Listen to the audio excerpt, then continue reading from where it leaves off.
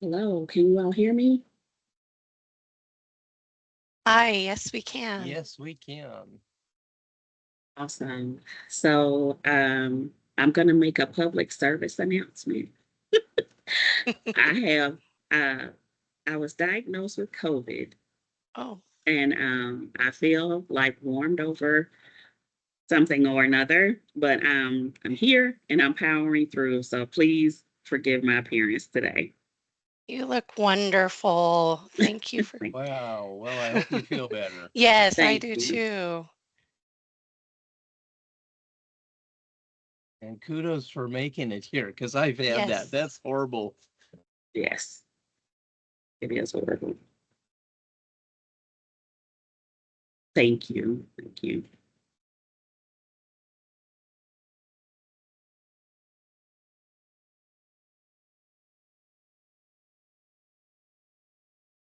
I'm just going to add a few links in the chat before we begin.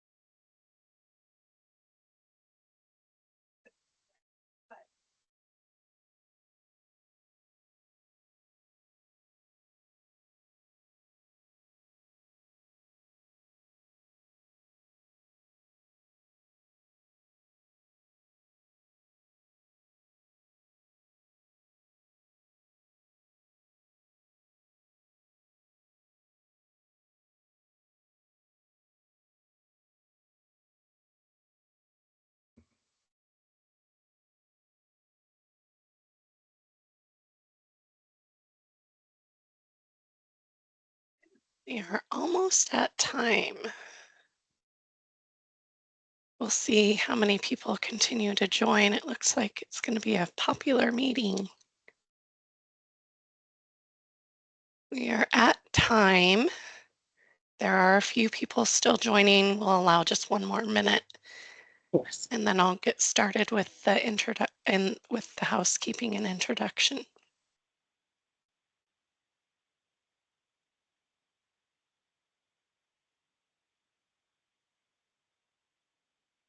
And just let me know when you're ready for me to share my screen.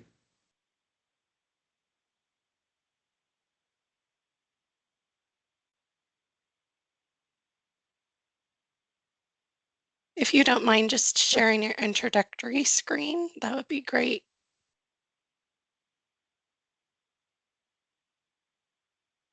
Thank you.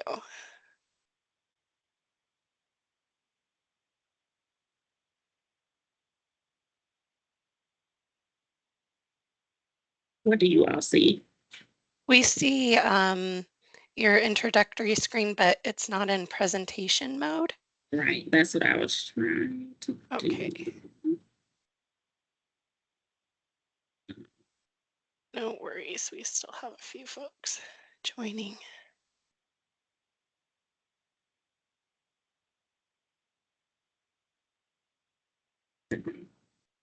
that's not going to work out.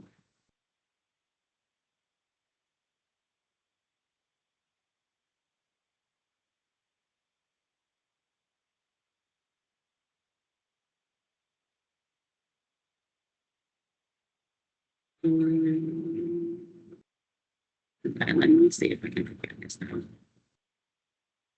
Okay. I'll just go ahead and get started with introductions if that's okay. Yes, that's fine. Okay, thank you. Hello and good afternoon. On behalf of the Oregon Project Management Advisory Board, welcome to our Oregon Project Management User Group presentation of the month. My name is Amy Croucher and I will be facilitating our meeting today. We'd like to start with a few housekeeping items. As you may have noticed, this meeting is being recorded, so please mute your phone or PC if not speaking to help reduce any background noise.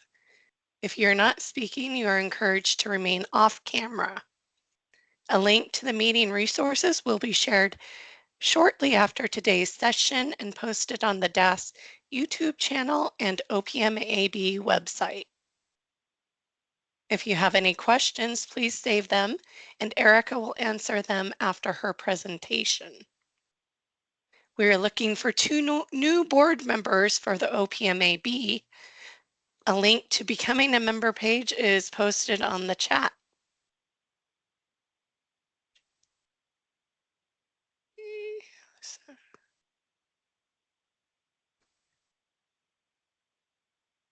My apologies.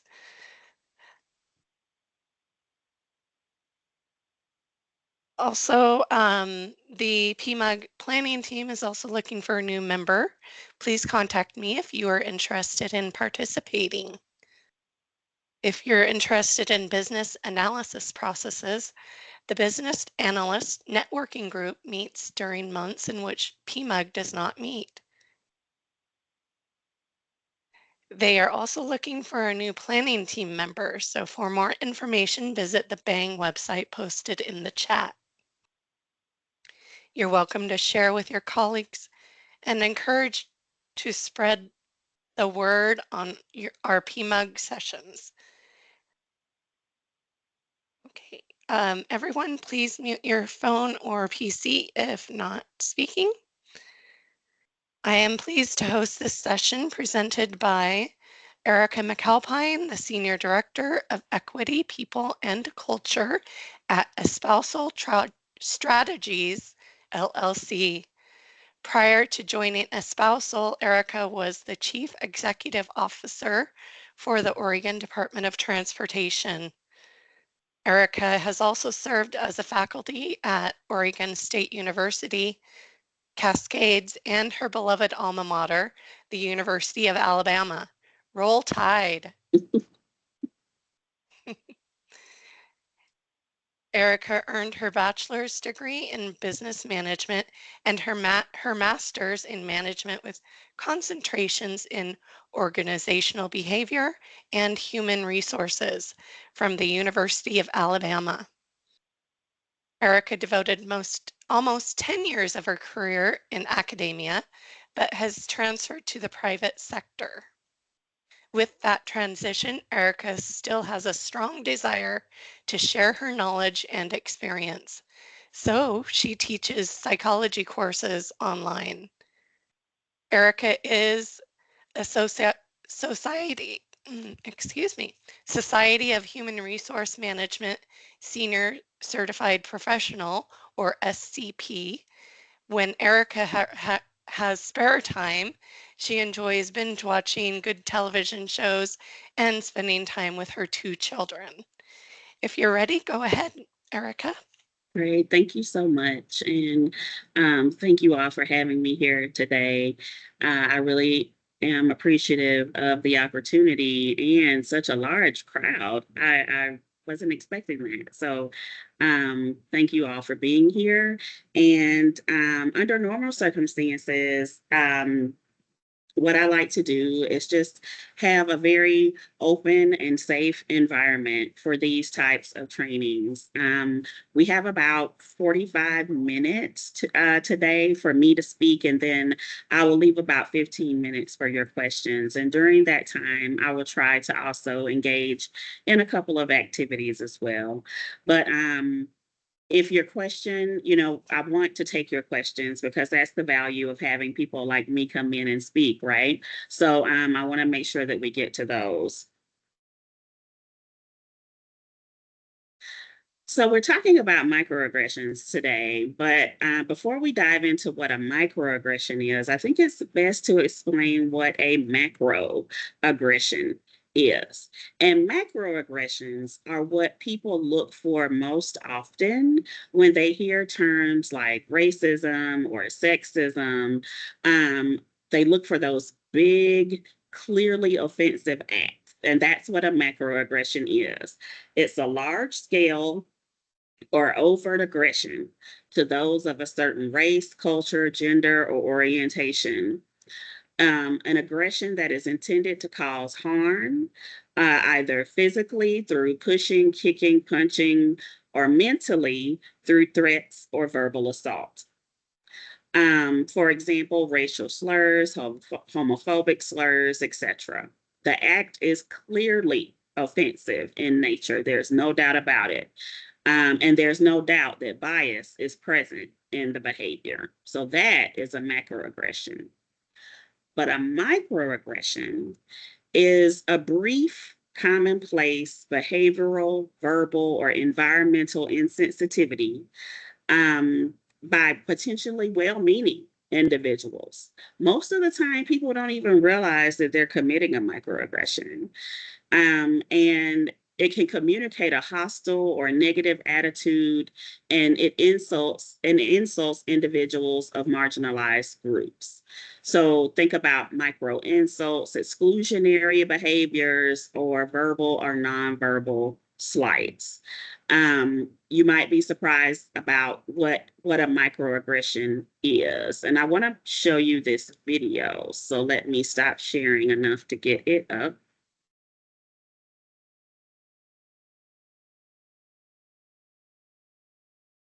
Mm.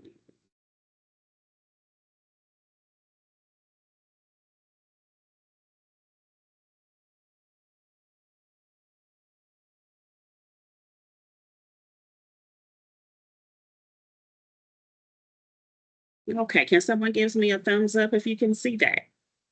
Yes, we can. Okay, great. And let me know if you can't hear it.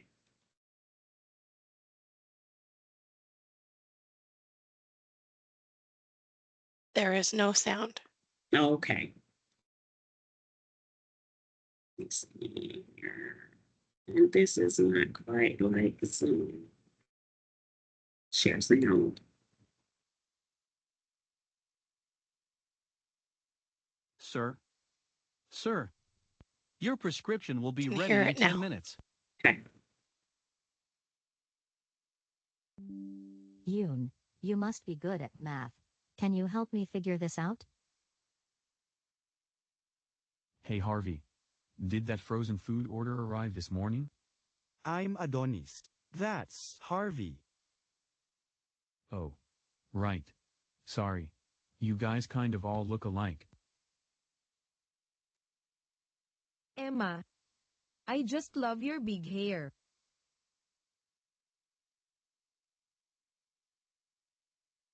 Nice to meet you both. I'm Lupe. I'm a senior consultant, and this is my colleague, Gary. Nice to meet you both. We are so eager to hear your ideas about this project, Lupe. So, where do we start? Lupe, before we get going, you better take some notes. We need a record of all decisions made, so we can follow up later. What's going on in the examples you just saw? In each situation, someone was made to feel uncomfortable, but the person who made them feel badly didn't seem to be aware of it. These kinds of interactions happen to people of color, women, people living with disabilities, and other marginalized groups all the time. They are called microaggressions, small acts that together over time can have a big effect on a person's feelings of belonging or self-worth. A common way to explain microaggressions is death by 1,000 paper cuts. Each offense is so small and seemingly harmless, but together they really hurt. So, what can you do if you are the victim of microaggressions? Well, you have some choices. First of all, realize that it isn't always up to you to educate other people. Sometimes it's easier to just let it go. Actually, I'm pretty terrible at math. The calculator is in the drawer. Sometimes it is worth dealing with the situation right away. Thanks, but you don't have to speak up. I might be blind, but I can hear just fine. If you deal with microaggressions in a respectful way, the other person might realize their mistake and apologize. Who looks alike? Can you explain what you mean? Sorry, that was rude. I guess I need to get better at names. Sometimes, especially if the person is saying or doing hurtful things often, you might need to plan to speak with them about your feelings. If the relationship matters to you, like with a friend or a coworker who you see every day, it might be worth trying to resolve it. Sometimes this can be hard. For example, if the person is your boss, there is an unequal power relationship. But if you can make the person aware of how their behavior makes you feel, they will probably be more careful in the future. At work, it is also possible to ask for help from a trusted manager or someone in human resources if you feel nervous speaking to the person directly. If it seems like the problem includes more than one person, you might suggest some diversity and inclusion training for the whole staff. Often, these problems can be improved when everyone has more awareness about them.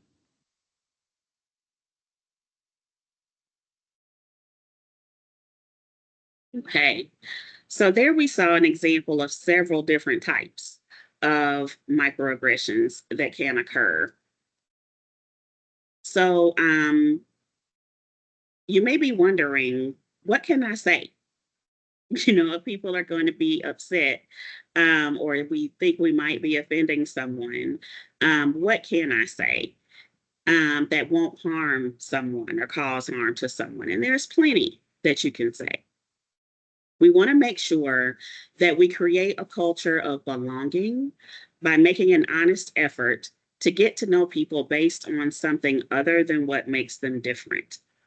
It's fine to be curious, but remember to use compassionate curiosity when asking about something that makes a person different.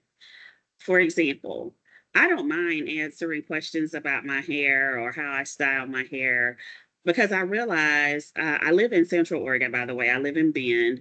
And so I realize I live in a community where people like, with hair styles like mine might not be as, plentiful as in other parts of the country. And so I don't mind answering those questions. However, everybody isn't like me. And so if we approach people with a compliment or with compassionate curiosity, it helps to just start the dialogue and have conversation. So now what I'd like to do is an activity. And it'll be great if some of you could turn on your cameras. Those that can, if you could turn on your cameras. I'm going to read some statements, okay?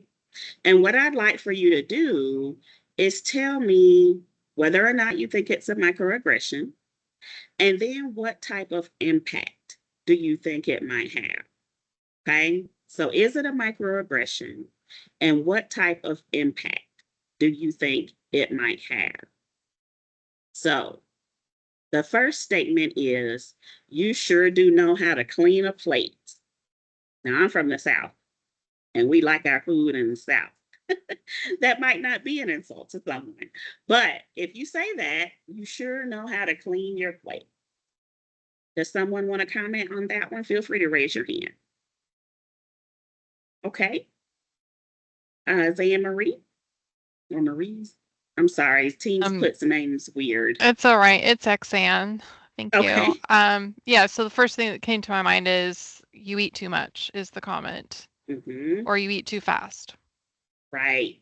You have no self-control, right? You are overweight because of the way you eat. You know, though anybody could take that any sort of way and it would be bad, right? It would really hurt their feelings. Okay. The second one, saying to a person of color, I don't see color. The only race is the human race. Is that a microaggression? Jessica? I see the big head nod. Yes, absolutely. It denies the person's experience, and it denies the really the way that they walk through life. Absolutely. Absolutely. And it tells me, you know, I'll be honest, you know, I moved to Oregon from Alabama about 7 years ago. And I never heard I don't see color until I moved to Oregon. Never heard it as an expression and so when I heard it, I was like, unless you're visually impaired, yes, you do. You see it, you know? So it's like, do you not want to deal with it? Why is it that you need to erase this very big part of who I am in order to feel comfortable with me, right? Brady, did you have a comment? Yeah, I was just gonna say, I completely agree, but I think that one of the main reasons why people would say that is I feel like that's how they were brought up or educated in the schooling system. And so, you know, until you're told otherwise, that's, you know, what you think is the proper thing to say, which makes the situation even more difficult. Absolutely. And, you know, as time evolves, as we evolve as a society, what was okay to say 10 years ago may not be okay to say now, right? People can take it totally different now. And at one point, people were raised to say, you don't see color. Don't pay attention to that, right? Don't point out difference or highlight difference. Whereas now, you know, we're teaching people how to appreciate culture and to be, you know, compassionately curious about other people. So that is exactly right, Brady. That's exactly right. Okay, the next statement is everyone take out your smartphones and let's take a poll. Is that a microaggression, Jonathan?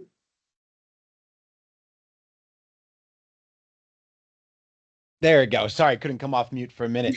It is a microaggression because it's making the assumption, an assumption about your wealth, about your class, about your access to technology. It could even be an assumption that you know how to use technology. Maybe it's not, or you're able to use technology. So yeah, lots of assumptions being made there. Absolutely, absolutely. And you touched on all of them. Great job. Any other comments or thoughts about that statement? And in this day and age, we assume all the time that everybody has a smartphone, don't we? You know, because most of us, I have two that I have to carry around. So we do make that assumption about folks. Okay, here's the next one. I bet Glenn can work that extra shift or work the night shift because he doesn't have kids. Is that a microaggression? Okay, tell me why. Does anybody volunteer to tell me why? Connie? I get that one sometimes because I don't have kids. It's like making someone else work more than someone else. It's favoring one over the other. It's like punishing someone because of their family status, for example, something like that. Yeah, yeah. Carly? Yeah, I feel like it kind of goes to the notion of treating someone like a second-class citizen, right? Because you don't have something, you are less than the others. And so you then can do that work in lieu of them. Okay. Xan? To me, it's well, you don't have anything better to do. So you can work the extra hours because you don't have kids, so you clearly have extra time. It's othering people, right? Making them feel different because they don't have children and assuming that because they don't have children, they have all this free time to give. As though what they do outside of work doesn't matter because it's not with children, right? So very good, very good. Okay, the next one is, does she really have the capacity and stamina to take on that project? She just had a baby. She seems exhausted.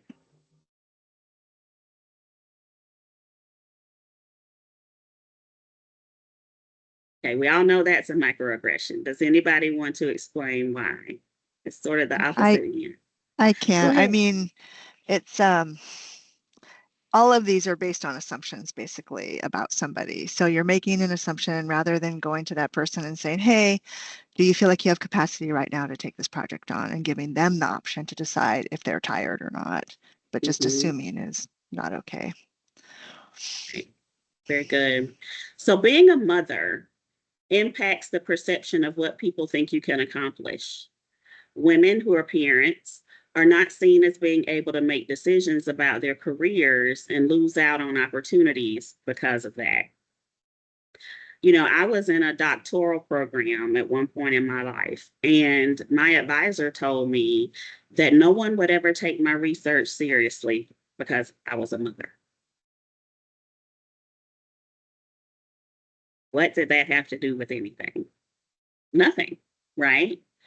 But the assumption that he was making was I wouldn't have the same amount of time to put into research that someone with a spouse would have because I was divorced at the I was divorced. And so someone with a spouse, somebody to see about my kids kind of thing, right?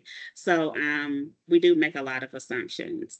And one thing that I normally talk about too when I do this microaggression session is implicit bias, right? And I want to share something with you all today that you may not realize, and you may, that is we can't help the biases that we have. Our brains need to put information somewhere, right?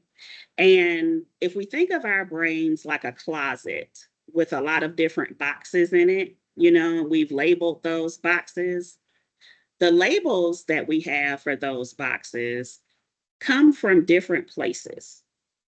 So it's either what we've been taught, as Brady mentioned, were we taught to say, I don't see color, or what did we learn growing up? It comes from what we see in the media and read. And it comes from real world experiences, things that we know to be true. That's where our biases come from. And that's what causes us to put those labels on those boxes. And we might see someone, right? And our brains need to filter that information. And so we throw it in a box and we keep going. We don't have time in our lives to stop and talk to each and every person that we encounter to make sure we're putting them in the right box. So we're going to make mistakes, right? But it's being able to think about the mistakes that we're making, or when we know when someone tells us we've made a mistake, just to apologize. I didn't mean that, right? Because even though I present as a Black woman, I've already told you all where I'm from, but let's just say I was from Jamaica or Haiti or the Caribbean, right? That doesn't mean that I'm a Black American person like I am. But what you see is usually what we make assumptions about. Those surface level demographic characteristics, what we see And we make those assumptions based on that, what a person looks like, how a person is acting. So we, if a person looks male or female, we make gender assumptions all the time. And it's all based on what we see, right? But we could be wrong. So let's keep going with our exercise. Ask Juan to reach out to that customer because he speaks Spanish. That's the microaggression. What kind of impact does that have on Juan? First of all, do we know that Juan speaks Spanish just because his name is Juan? We don't. So we make those assumptions. What about you speak English very well? Where are you from? I cannot tell you how many times people ask me where I'm from. And I live right here. I live over here in America. I live in America. But I can't, when I go to the store or somewhere, people ask me where I'm from because I can't be born and raised in Bend because I'm Black. But that's not true. There are Black people that are born and raised here, right? So, but because you don't see a lot of us, that's the assumption.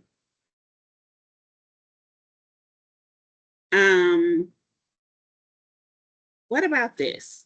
How did your family react when they found out you were a member of the LGBTQ plus community? What does it say to that person to ask that question? How did your family react when they found out? Caroline? Yeah, it implies that there was a negative reaction and that there must have been a negative reaction because it's wrong. Exactly. That's right. It implies that being a member of the LGBTQ plus community is not normal or that it's wrong in some way. Very true. It also assumes that they've told, which could be a very traumatic thing to bring up for somebody. I mean, if they have not been able to express that due to the circumstances or the reaction they're afraid you get, you're asking a really intense question, very personal question. Mm-hmm. And it goes to that thing. It's like, somehow I've noticed this being a part of the LGBTQ community that it almost is like people feel free to ask you about your sex life. Like when they would never go up to a coworker they didn't know well, who they assumed was hetero or cisgender, and say, how's your sex with your wife going? How's that going? Like, is everybody okay with that? You tell your parents about that, and you're like, we feel comfortable doing that somehow because it's become this politicized national debate. So we bring that into our relationships with a person who we've labeled that way. Very good points, Jonathan. You're right. You are right. Jillian. I just wanted to point out that Sharma has a comment/question that might be good. Okay. To just a couple messages back. Well, I'm sorry. There's quite a few messages, but at 3:28 might be good to address. Okay, I didn't even have the chat open. My apologies. 3:28. Okay.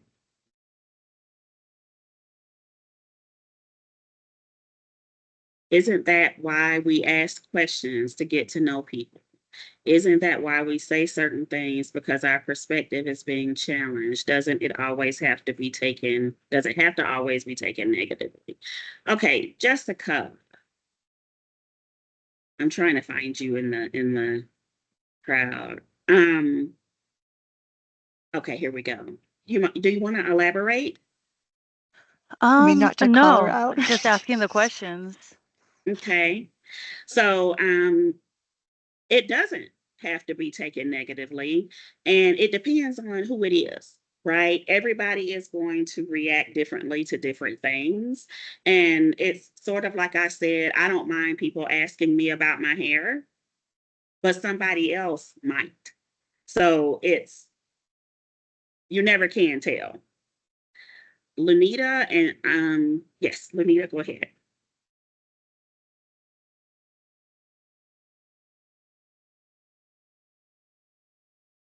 Can't hear you. Okay. Now we can hear you. We can hear you I now. tried to look back at that time stamp and I couldn't, and there were so many questions at that time. I missed the question in that. And then I guess I think, well, from what I heard of it, I think it sounded like, why do we always take it negatively? Is that what the question is?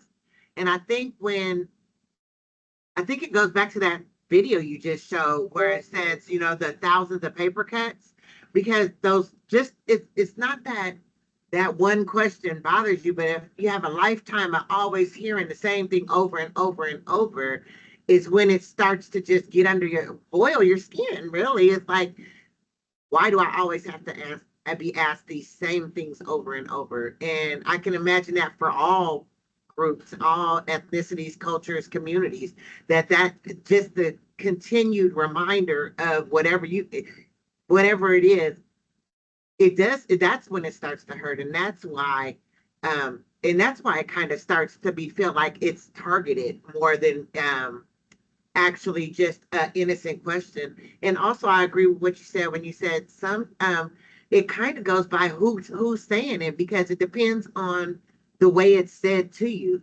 And often when those types of questions are asked, they're not asked in a friendly way. They're asked like they already know the answer. So why are you asking anyway?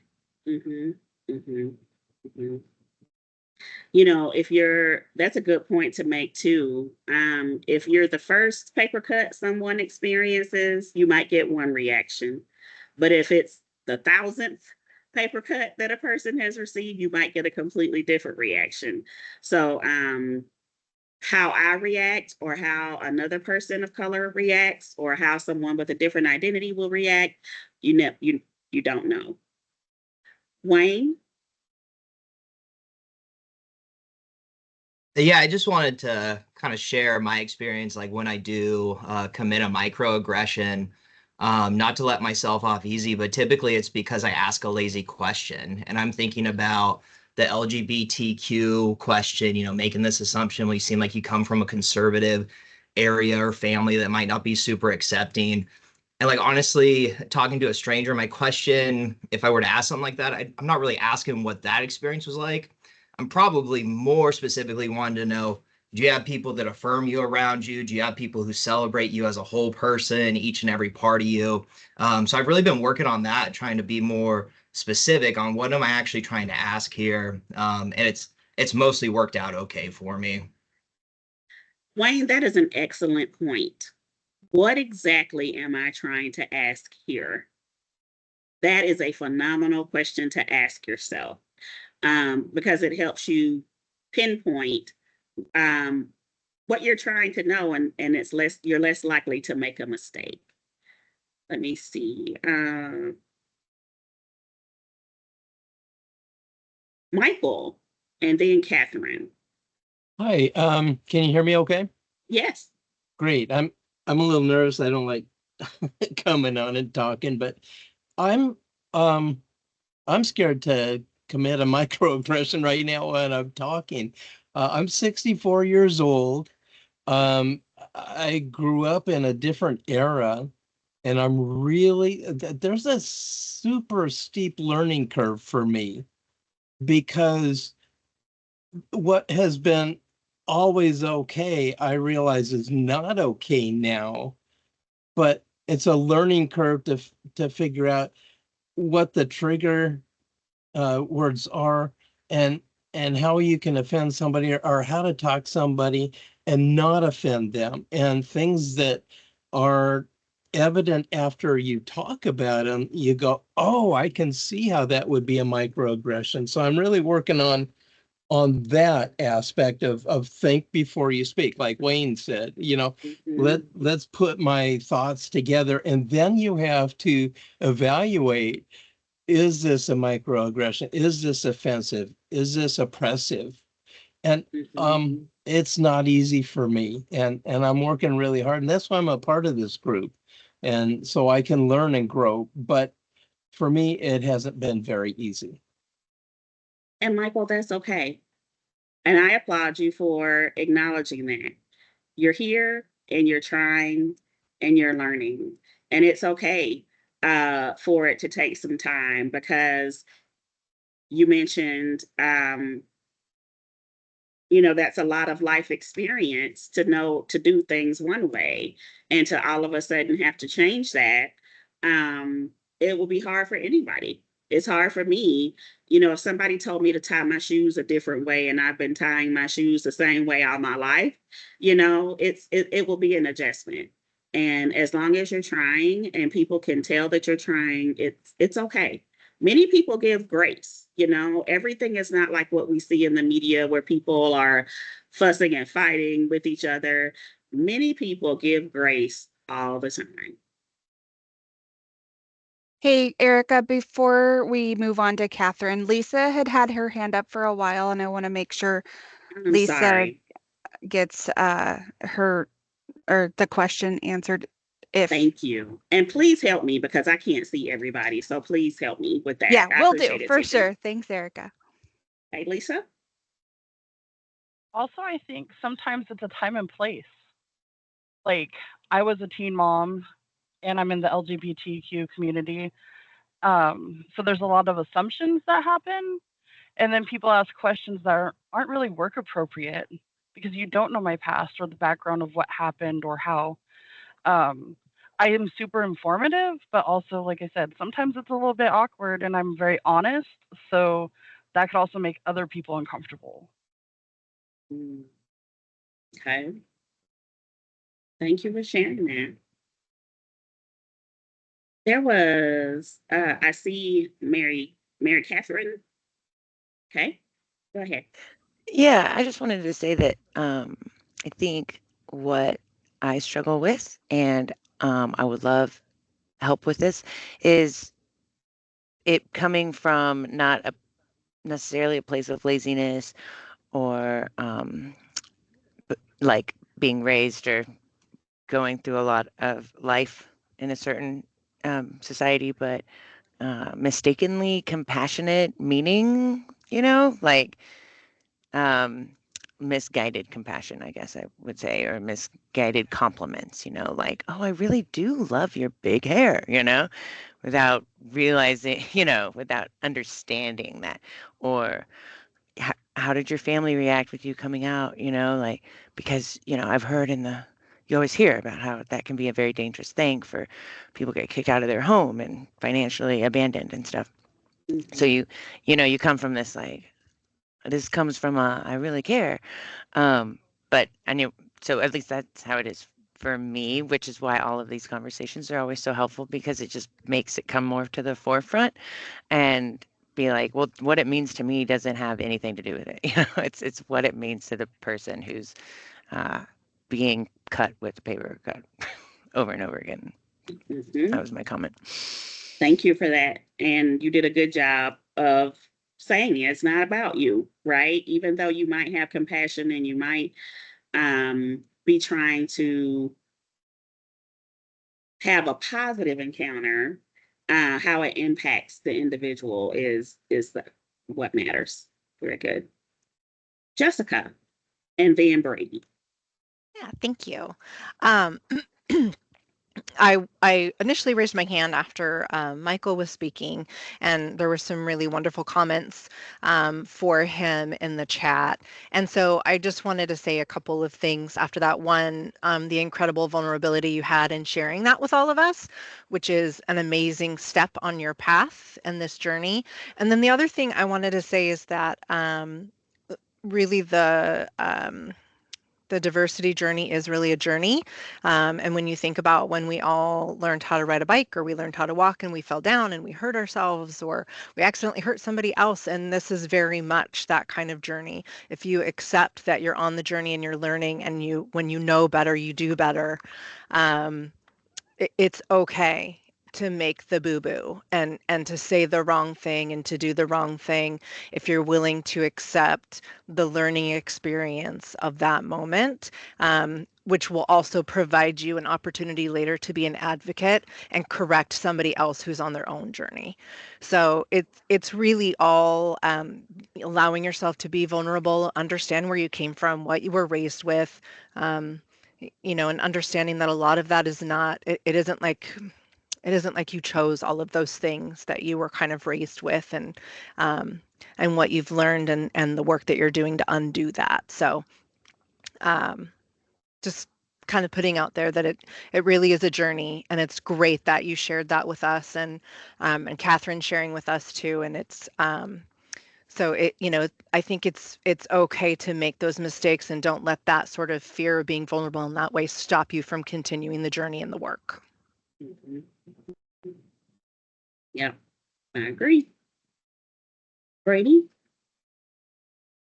Okay, I'm gonna see if I can figure out how to tell this story. I wanted to share a story because previously, the lady who just spoke a couple people ago basically was saying it's difficult because it's part of my personality. You know, I'm like, oh, I love your big hair, and it's just, some people are just, just more animated, and it's all stemming from a place of positivity.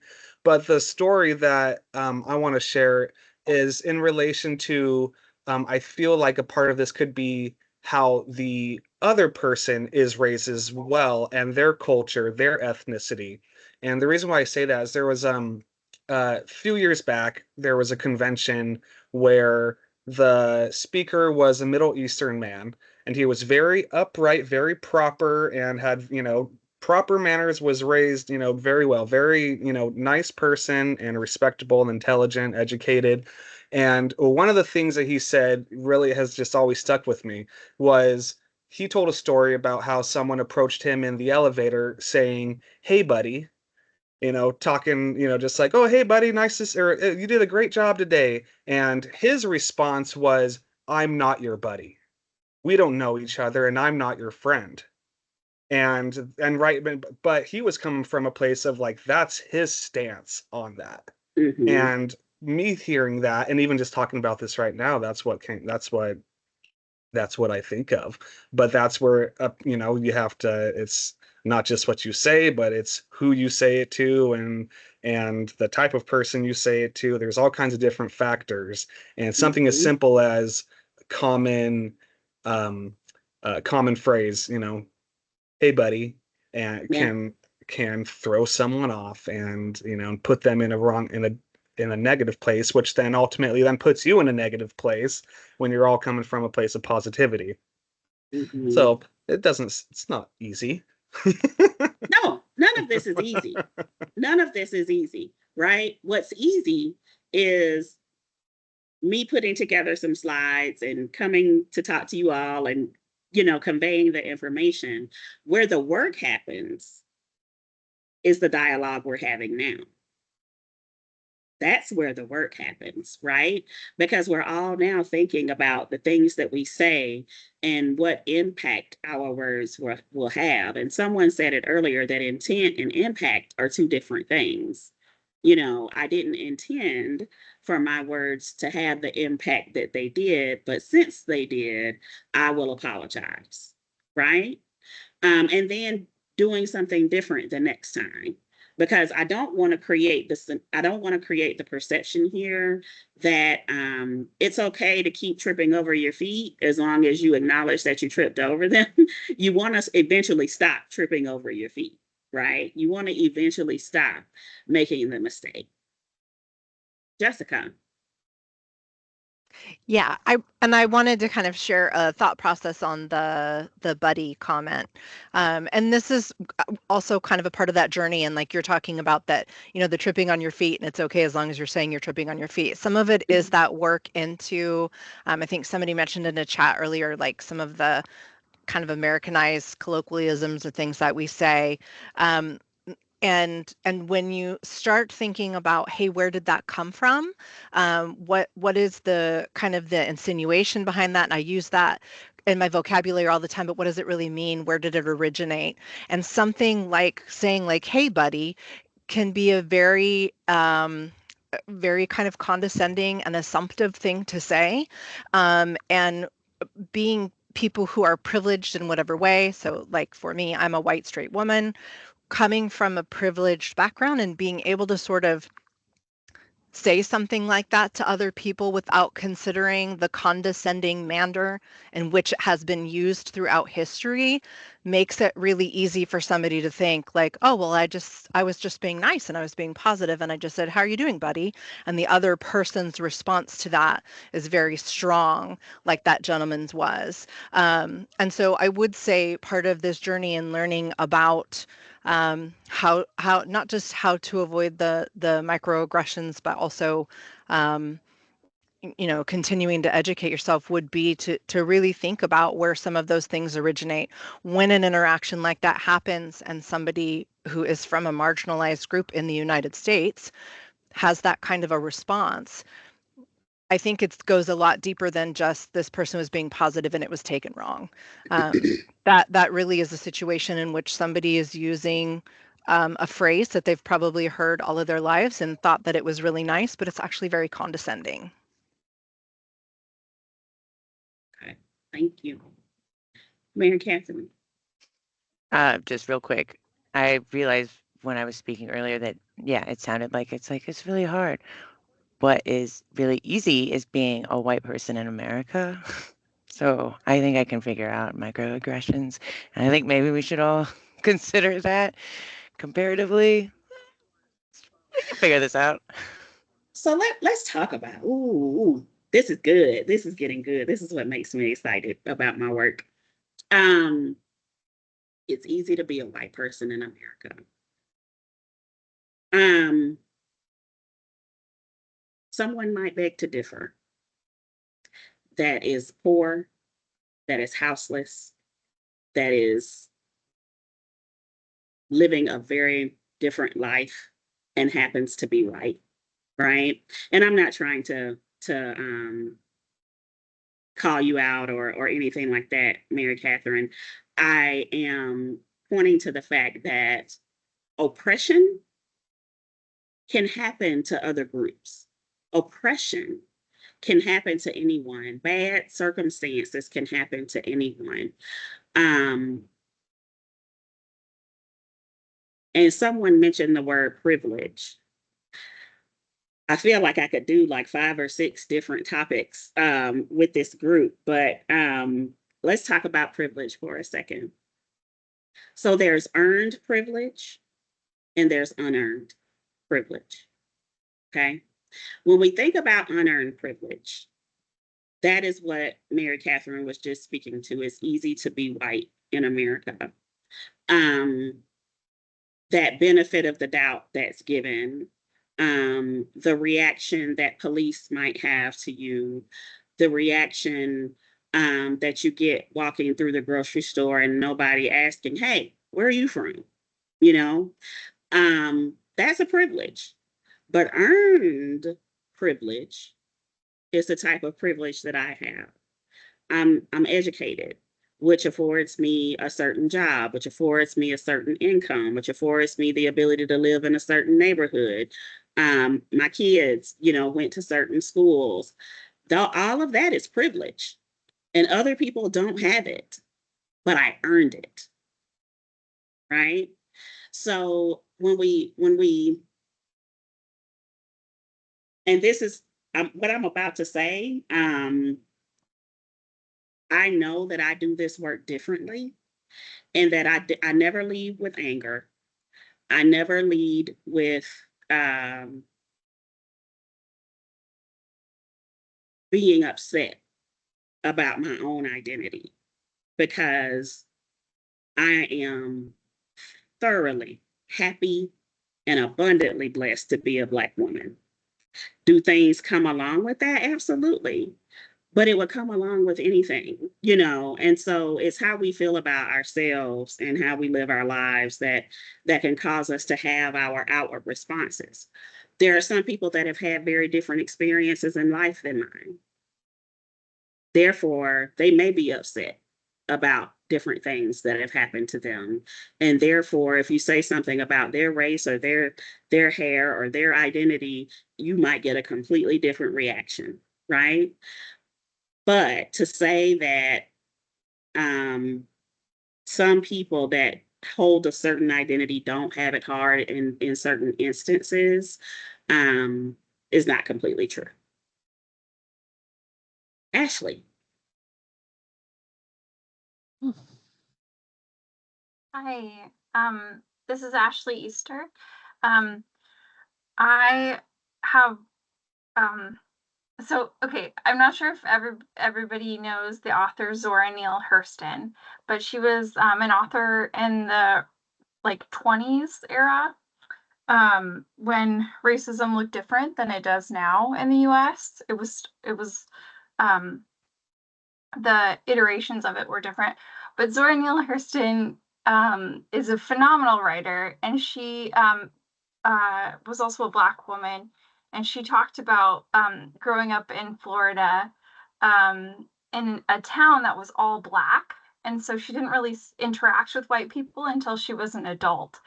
And she has I'll have to share the title in the chat afterwards because I don't remember it off the top of my head, but she talks about her experience, and she what she says is Her eyes were watching God.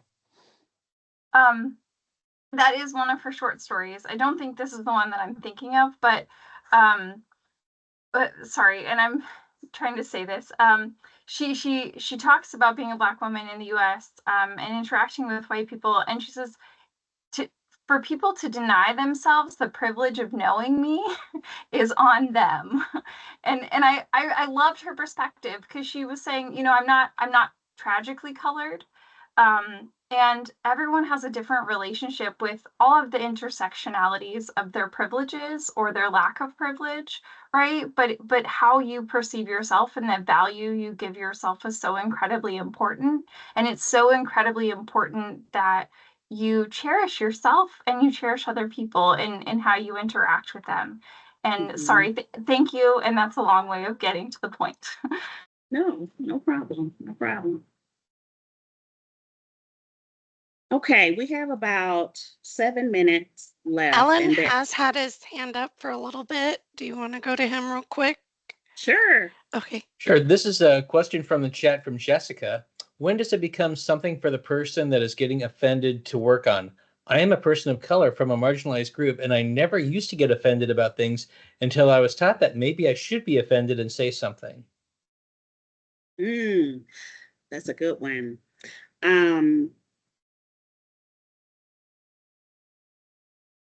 This is my response to that. If you're not offended, you don't have to be. There are instances that I deal with at work every single day where with my colleagues, I'm like, hey, y'all, that wasn't that bad. We don't have to react so strongly, right? But I realize I'm from Alabama. I'm not from Oregon. My experience growing up in Alabama with lots of diversity is probably very different than the experience of my colleagues that grew up here in Oregon that have different stories, right? So the reaction to how someone speaks to you or to how someone said, you know, I don't see racism in everything, but other people do. And that's okay because that's their lived experience. Whatever your reaction is that's based on your lived experience, it's okay to be an individual. It's okay to be who you are. And it's okay to react the way that you feel inside that you should. You don't have to be offended just because someone else is. Thank you, Robin. Any other questions? Happy to take them. Also, I will offer this. We've touched on a few things that are really in-depth conversations that could be had, right? There are bodies of literature about privilege, about bias. I was asked to come and talk about microaggressions, but we have kind of splintered off into some other topics. If you ever want to invite me back to talk about any other topic, please know I'm open and we'll do that, because it's hard to talk about one piece of the puzzle without talking about the entire puzzle, right? And a lot of what we talked about today stems from bias. And so I'd love the opportunity to come back and talk to you about that. Wonderful. Thank you so much. Mm-hmm. We have time for about one more question. Jonathan. Hey, first of all, thank you for your time today. One of the big questions that I get a lot, I know some of us here are in the allyship group, and one of the big questions that people ask, whether they are people of color or are not, and they're trying to be allies, is we are told a lot about what you can do if you see microaggression. We're told a lot about how to change ourselves. One thing that gets brought up a lot is, how do you change the system? How do you start to make change towards a system that is inherently built to keep some people down so that other people can be up? A system in which people of privilege seem to only feel privileged if there's someone to oppress, in which freedom is defined by people not being free. How do you fight that system, change that system? How do you make that change and not just as a reactionary, okay, I've seen it, I'm going to act, but how do you make a, for lack of a better word, a more aggressive change? How do you make the steps to push things forward rather than always pushing back? Okay, that's a big question, Jonathan. And if I had all the answers, I'd be a very rich woman. But what I can tell you, number one, vote. Vote with your vote. Vote with your dollars.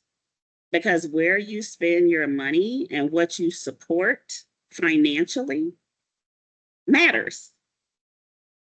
If you believe in a cause or a group and the work that they're doing, put your dollars there, right? Lend your time, your support, and even if it's something as simple as knowing that, we all know many of us knew how we felt when George Floyd was murdered, right? Understanding that is traumatic. For anybody that saw the video, it is traumatic. But not only that, for your colleagues and friends of color, it is even more traumatic. And I will tell this story before I let you all go. The day that George Floyd was murdered, the next day, I started receiving food deliveries. We were in the middle of the pandemic, right? I started receiving food deliveries from my colleagues. And I was like, what is going on? Why am I getting all these cinnamon rolls? There's this bakery here, and people kept sending cinnamon rolls to my house and bread and stuff. And I told my mom about it. And my mom said, oh, you're the only Black person they know. And so they are reacting like they would if someone died that you knew. And that was a big light bulb moment for me, right? I could have easily been offended. Like, I didn't know that. I didn't know him. I could have taken it the wrong way, but I took it like they understand that this is a bad day. This is a bad time. And that I'm feeling something as a result of this, right? And that was lending support in the way that they felt comfortable giving support. Give support to the people that are in your life. You don't have to, every gesture doesn't have to be grand. Everything doesn't have to be big, but just offer support to people that are walking through life differently. Because we all are. We're all walking through life differently. Thank you for that, Jonathan. Beautifully said. Thank you. Okay, Amy, I'll turn it back over. Okay, thank you so much. Yeah, this is by far the largest audience we've had in PMUG since I've been hosting for the last 2 years. So thank you so much, Erica. I'm going to go ahead and put this survey link in the chat before I forget. Quick here. Okay. So we hope that you all enjoyed this presentation. Thank you all for attending. I've posted a link to a short survey in the chat that will help us improve future PMUG experiences and to nominate yourself or a colleague as a future speaker. You can look for a follow-up email with links to the resources. Please share with your team members and those who may not be on the PMUG listserv or are interested in becoming a PMUG planning team member to reach out to me, Amy Croucher. Also, if you're interested in becoming an OPMAB member, visit the Becoming a Member website posted at the very beginning of the chat. And if you're interested in learning more about business analyst processes or participate on the BANG planning team, visit the BANG website posted at the very beginning of the chat as well. So please enjoy the rest of your week, and PMUG will convene again in September, and we will look forward to inviting Erica back again in the near future. Thank you all so much. Bye.